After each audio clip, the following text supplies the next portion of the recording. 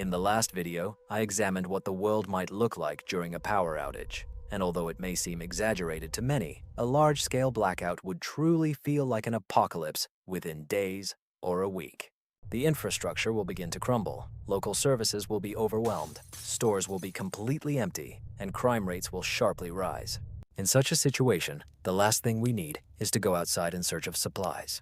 Today, I want to discuss what options we have for obtaining energy when all fuel supplies are exhausted.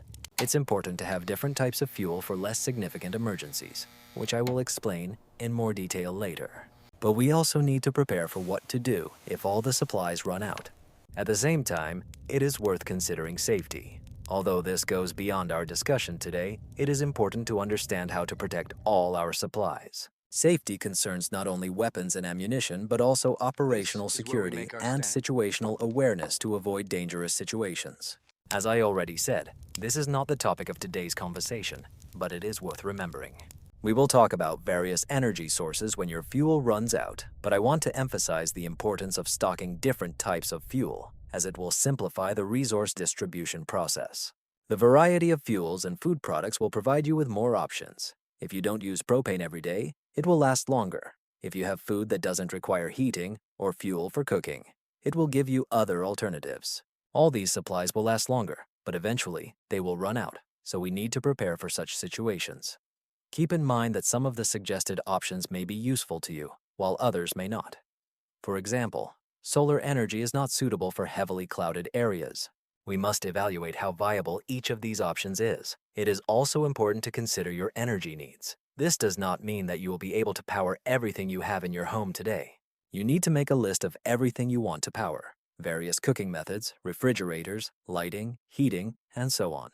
This will help you understand how much energy you really need. To narrow down the choices and determine what is realistically feasible, several factors must be considered.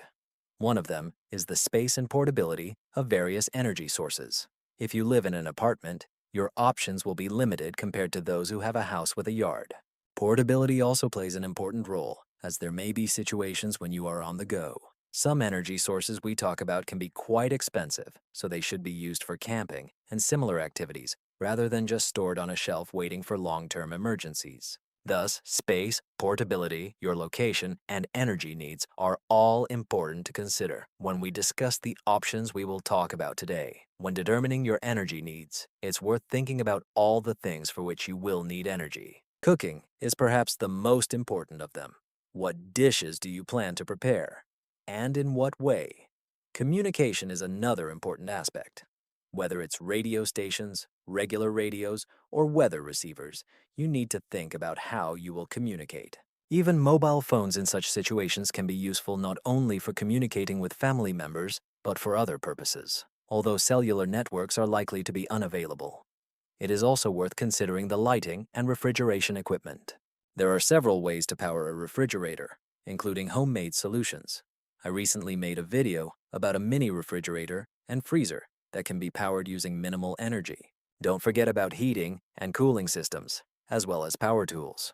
While hand tools are also necessary, having a cordless drill or chainsaw will significantly simplify the work. Now that we've discussed important aspects, let's consider some options. Let's start with the most popular and simplest for many: portable electric stations. Even small batteries for charging mobile phones can be useful. Although they are not suitable for large household appliances, having several such devices at home is a good idea, as it expands your possibilities. More powerful batteries and solar panels are suitable for larger appliances. I have several different portable stations, and I even built my own battery bank. Recently, I received a powerful electric station of 2,500 watts for review, and I have been testing it for the past few days. This portable power station with a capacity of 2,500 watts is excellent because it provides the necessary energy to operate large household appliances. Whether it's drills, grinders, blenders, or electric stoves, this power station will provide enough energy to accomplish almost any task. In my opinion, this option is the minimum power worth considering for such needs.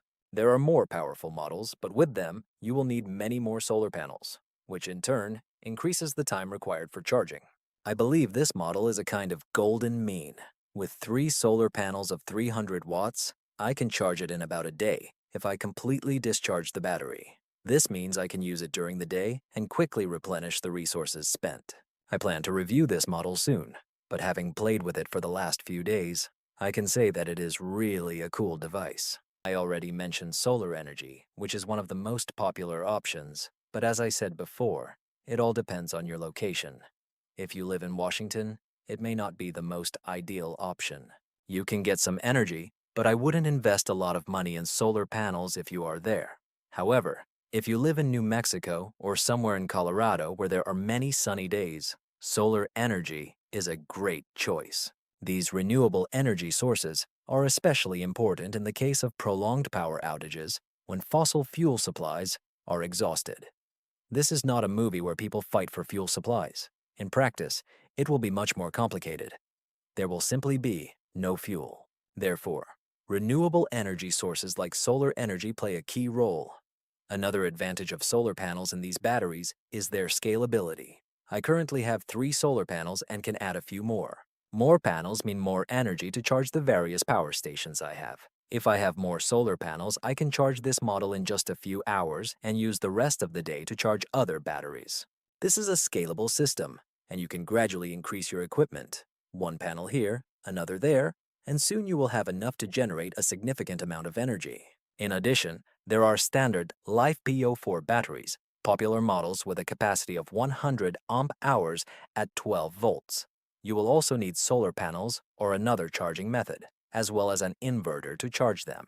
You can connect this device to convert direct current to alternating current for your household appliances. Currently, the best option is lithium iron phosphate batteries, which surpass lithium-ion batteries. They offer many more safety features, so they don't explode as often, although it is possible. In addition, they have a much longer lifespan. The number of charge and discharge cycles is about 4 times greater. If you are considering purchasing a battery with a capacity of 100 amp-hours or something similar, the era of lead-acid batteries is effectively over. Lithium iron phosphate batteries have become the main choice. You can find 100 amp-hours for around $300, but there are also more expensive options exceeding $1,000. It all depends on your needs. These batteries have a low self-discharge rate, so you can maintain their charge for a long time. If you have an inverter, you can use it to power lights or other needs. The next option is wind energy. There are small wind turbines as well as larger ones that can be installed in your yard. They may not be as effective as solar panels, but if you live in a windy area, it can be a great solution. For example, in Washington, where the wind blows constantly and there is not much sun, this can be a good option. There are even small camping devices and large setups for summer cottages. There is also a portable battery that charges with a minimum wind speed of 8 meters per hour. I am going to acquire one of these wind turbines, probably one of the cheaper models, since the wind in my area is not always strong, and I am not sure of their effectiveness here. Nevertheless, I want to try and see how it will work. If the device performs well, I might invest more in it and expand my system, but it all depends on your location, whether wind energy suits you.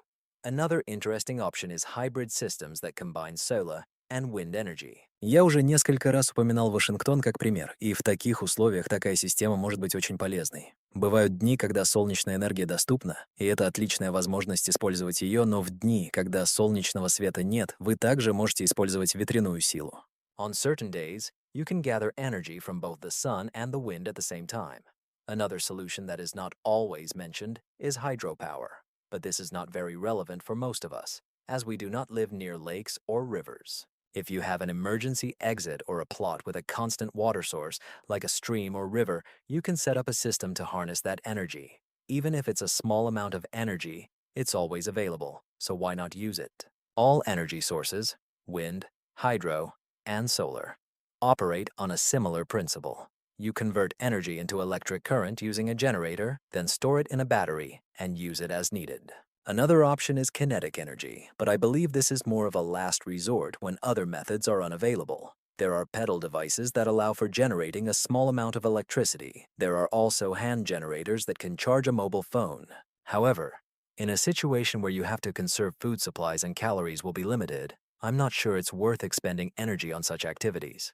There are more efficient ways to obtain energy. Nevertheless, in an emergency situation, when there are no other options, this can work, especially if you have a large group where you can take turns pedaling and use human power instead of solar wind, or hydro energy. You need to determine what best suits your region and budget, as well as consider how much energy you will need. Start planning right now. The good news is that you don't have to wait for a long-term crisis or power outage to start using these energy sources. I built a battery myself and use it daily to power a mini refrigerator and freezer. This allows me to always have a backup of energy in case of unforeseen circumstances. I have a few small batteries and several different power sources. In particular, I acquired one of the most powerful models that provides many options in case of a power outage. As I mentioned, it is important to stock various types of fuel and think about what products we will prepare and how to cook them. It is necessary to prepare all of this in advance, for although preparing for a long-term power outage makes sense, it is likely to be useful to you in the future. We should consider that in a couple of days there might be a situation where we need to prepare dinner, possibly even 2 evenings in a row. Such moments need to be taken into account. If you have a supply of 20, 40, or 60 gallons of propane, it will last a long time. Using a small butane stove or alcohol burners will save propane and extend its use, allowing renewable energy sources to be used for other needs, not just cooking. It is important to prepare for small problems, as they are the most likely. However, as we prepare, it is worth considering longer situations, since sooner or later, supplies will run out. This concerns both energy and food. Ultimately, everything can run out or be stolen. Therefore, security is of immense importance. One must think about what to do when resources are depleted. In this context, I am going to review the new El Ligra station that I just received. She looks great and is cheaper than many other similar devices. I will be glad if you follow the new videos and get notified when it comes out. In the meantime, good luck to everyone, and get ready. See you soon.